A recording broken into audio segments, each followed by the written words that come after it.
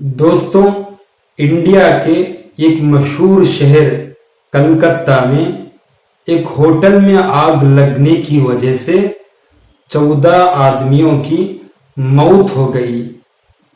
India और पाकिस्तान के border से इंडिया से पाकिस्तान के रहने वालों में से 201 पाकिस्तानियों को उनके अपने शहर, अपना कंट्री को इंडिया से वापस भेज दिया गया और पाकिस्तान से भी इंडिया के रहने वालों में से 315 इंडिया के रहने वाले भारतीय को पाकिस्तान से वापस भेज दिया गया।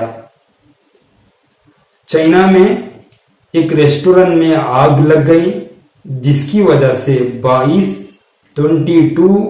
आदमियों की मौत हो गई।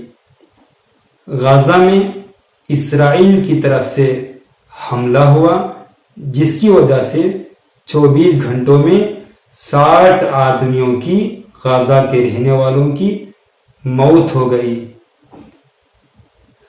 अमेरिका में नए पीएम डोनाल्ड ट्रंप के अपनी हुकूमत में आने पर 100 दिन हो गए।